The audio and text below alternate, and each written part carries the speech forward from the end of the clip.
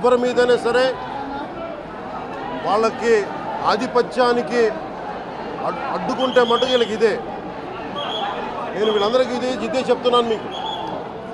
ఇది గత ప్రభుత్వంలా కాదు. ఇది ఇష్టారాజ్యంగా చేస్తాం మేము కూర్చున్న వ్యక్తులం కాదు. మేము సాక్షాత్తు నేనే ఉప ముఖ్యమంత్రిగా ఉండి నేను తప్పు చేసినా శిక్ష పడాలి అని చెప్పి అసెంబ్లీలో చెప్పిన వాడిని.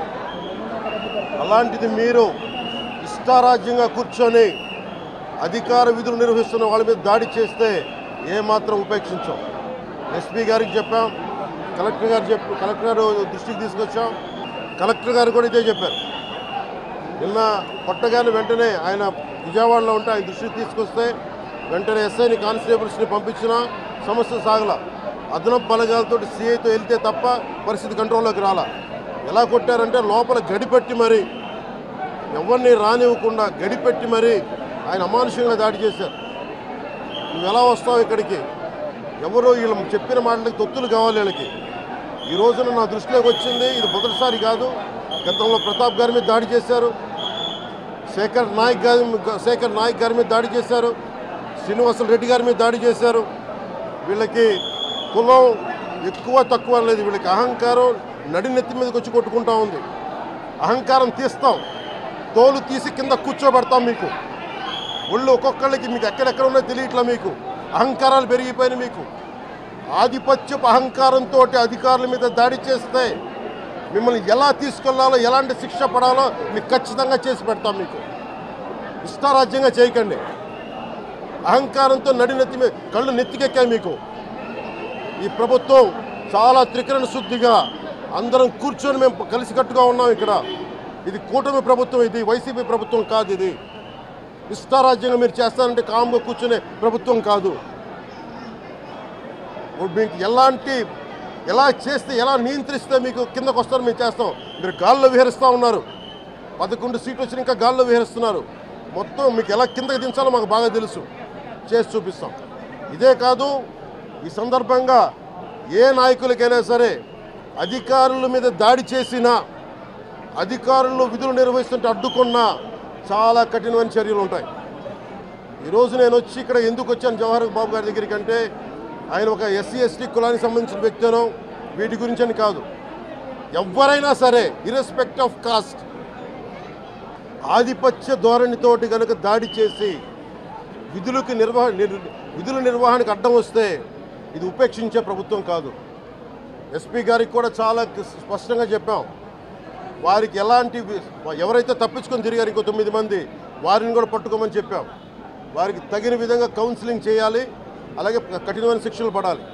మీరు లాయర్లు అయ్యిండొచ్చు గతంలో, మీ చట్టాలు కానీ మీ గతంలో మీ అధికారాలు కానీ ఏవి మిమ్మల్ని రక్షించలేవు. మీరు గుర్తుపెట్టుకోండి. అలాగే ఈ విషయంలో ప్రజలకు కూడా చెప్తా ఉన్నాను, యువతకు కూడా చెప్తున్నాను, ప్రత్యేకించి రాయలసీమ యువతకు కూడా చెప్తున్నాను, మహిళలకు కూడా చెప్తున్నాను, మీరు దయచేసి భయపడకండి. ఈరోజు జవహర్ బాబు గారి భార్య భయపడతా ఉన్నారు. మీరు మాట్లాడితే కూర్చొని వాళ్ళ నాయకుడు కూడా మీరు కూర్చొని ముందు ఇవి కరెక్ట్ చేయండి, ఇలాంటివి కరెక్ట్ చేయండి, మీ పార్టీ వర్గాలను మీరు నియంత్రించుకోండి. 11 సీట్లు వచ్చినా ఇంకా మీరు దాడులు చేస్తూ ఉంటే మటుకు ఉపేక్షించే ప్రభుత్వం కాదు ఇది. అలాగే ముఖ్యంగా రాయలసీమ యువతకు చెప్తున్నాను, ఇలాంటి తప్పులు జరిగినప్పుడు, ఆధిపత్య అహంకారంతో దాడులు చేస్తున్నప్పుడు నిజంగా మీరు ఎదుర్కోండి. మేము అండగా ఉన్నాం మీకు. నాయకులకు కూడా భయపడకుండా మీరు ఎదుర్కోండి, నిలువరించండి వీళ్ళని. భయపడకండి. మీరు ఇలా భయపడే ఈ రోజున ఒక ఎస్సీ అధికారి జవహర్ బాబు గారి మీద దాడి చేసి కులం పేరుతో దూషించారు. అన్ని రకాలు నువ్వు ఎలా తిరుగుతావో చెప్పి దూషించారు. నువ్వు వెళ్ళి రిటైర్ అని నేను చంపేస్తావని చెప్పి బెదిరిస్తూ ఉన్నారు. ఇవన్నీ సాక్కూడదంటే కేవలం ఇది పోలీసు ప్రభుత్వాలే కాదు, దీనికి ప్రజలు కూడా దీనికి స్పందించాలి.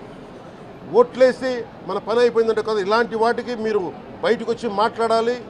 భవిష్యత్తులో ఇలాంటి నాయకులు మళ్ళీ ఎన్నికల్లో పాల్గొనాలంటే కూడా వాళ్ళకి భయం రావాలి. మీరు ఆ స్థితిలో ప్రజలు కూడా దీనికి అప్రమత్తంగా మీరు కూడా దీనికి బాధ్యత వహించండి. ప్రభుత్వం మీకు అండగా ఉంటుంది. అలాగే జవహర్ బాబు గారి భార్య ఒకటే భయపడుతూ ఉన్నారు, అయ్యా మేము నిస్సహాయతలో ఉండేవాళ్ళం, మేము ఎస్సీ మాల కులానికి చెందిన వాళ్ళం, మాకు భయాలు వేస్తున్నాయి, మాకు ఎవరు లేరు మాకు అండగా ఉంటే వాళ్ళకి ఇదే చెప్తున్నాను. మేము భరోసా ఇస్తున్నాం. పక్కనే కలెక్టర్ గారు ఉన్నారు, ఎస్పీ గారు ఉన్నారు, ఎమ్మెల్యే గారు ఉన్నారు, మిగతా జిల్లా సంబంధించిన నాయకులందరూ ఎమ్మెల్యేస్ ఉన్నారు, నాయకులు ఉన్నారు. మేము అందరి తరఫున మాటిస్తున్నాం, మీకు ఏ మాత్రం ప్రాణ భద్రతకి ఏమైనా ముప్పు కలిగినా మేమందరం మీకు అండగా ఉంటాం, కఠినమైన శిక్షలు తీసుకుంటాం అని మీకు భరోసా ఇవ్వడం జరిగింది వాళ్ళకి. అలాగే డాక్టర్స్ని అడిగాను, వాళ్ళు చాలా లోపల కొట్టేశారు మొత్తం. పాప ఆయన బాగలేదు, ఆరోగ్యం బాగలేదు. అన్నిటికంటే కూడా ఒక ఎంపీడీఓ అంటే ఒక మండలానికి ఉన్నతాధికారి ఆయన, ఒక ఎస్పీ, ఆయన ఆ మండలానికి ఆయన ఒక కలెక్టర్ స్థాయి వ్యక్తి. అలాంటి వ్యక్తిని కూర్చొని దుర్భాషలాడుతూ, బూతులు తిడుతూ, కులం పేరు మీద దూషిస్తూ ఇది కూర్చోబెట్టి ఇది ఒక పరిపాటి అయిపోయింది. ఇది ఇక్కడితో ఆగాలి. ముఖ్యంగా రాయలసీమ ఎక్కడైతే ఉందో మీకు ఇలాంటి ఆధిపత్యపు ధోరణి ఉందో దీన్ని అందరూ సమిష్టిగా ఎదురు తిరగాలని మనస్ఫూర్తిగా నేను ఆకాంక్షిస్తున్నాను. మీరు కూడా పాల్పంచుకోమని కోరుకున్నా.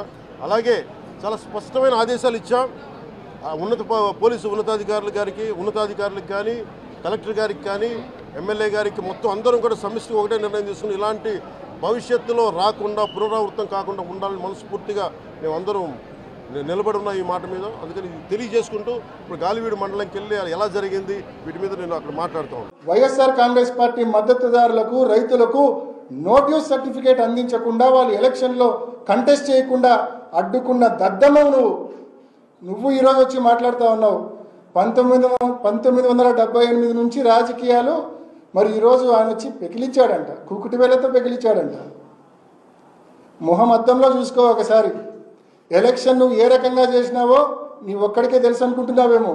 పులివెందుల్లో ఉన్న ప్రజలు, రైతులు, వైఎస్ఆర్ కాంగ్రెస్ పార్టీ నాయకులు ప్రతి ఒక్కరు కూడా గమనించారు నువ్వు ఎన్నికలు ఏ పద్ధతిలో చేశావు. ఇంకా చెప్పాలంటే పక్కనున్న జమ్మలమడుగు నియోజకవర్గం ఉంది. జమ్మలమడుగు నియోజకవర్గంలో రామసుబ్బారెడ్డి గారు, సుధీర్ రెడ్డి గారు కూడా సిన్సియర్గా నీటి సంఘం ఎన్నికల కోసం పనిచేశారు. మరి అక్కడ కూడా మీరు చూస్తే నిన్న ఒక వీడియో ఫుటేజ్ కూడా రోజంతా సర్క్యులేట్ అయింది. వీఆర్ఓలందరినీ ఒక వెహికల్లో ఎక్కించుకొని మరి తీసుకొని పోయి దేవగుడిలో ఉదయం నుంచి రాత్రి దాకా పెట్టుకున్నారు. నిన్న ఉదయం నుంచి రాత్రి వరకు మరి వీఆర్ఓలందరినీ దేవగుడిలో బంధించిన మాట వాస్తవమా కాదా? మరి ఇవి కదా దద్దమ్మ రాజకీయాలు, చేతగాని రాజకీయాలు. ఎక్కడ వీఆర్ఓలు గ్రామ కార్యాలయాల్లో అందుబాటులో ఉంటే ఎక్కడ నోటీస్ సర్టిఫికేట్ రైతులకు ఇస్తారో, ఎక్కడ పోటీ వస్తుందో, పోటీ వస్తే ఓడిపోతామనే భయం ఇది కాదా అని చెప్పి అడుగుతా ఉన్నా నేను. ఇవన్నీ తప్పించుకోవడం కోసం కన్వీనియంట్గా వీఆర్ఓలందరినీ జైల్లో ఖైదీలను బంధించినట్టు బంధించి నోటీస్ సర్టిఫికేట్ ఏ ఒక్కరికి రాకుండా చేసి, ఎవరు కంటెస్ట్ చేయకుండా చేసుకొని ఈరోజు దీన్ని గెలుపని చెప్పుకుంటున్నావే, ఇంతకంటే సిగ్గుచేటు ఉంటుందా అని చెప్పి నేను అడుగుతా ఉన్నా. కాబట్టి ఇటువంటి దిక్కుమాలిన రాజకీయాలు పక్కన పెట్టు. పోలీసులను, రెవెన్యూ అధికారులను అడ్డం పెట్టుకొని చేసే దద్దమ్మ రాజకీయాలు పక్కన పెట్టు. ప్రజాస్వామ్యబద్ధంగా నడుచుకోమని చెప్పి తెలుగుదేశం నాయకులకు హితువు పలుకుతా ఉన్నా. Thank you.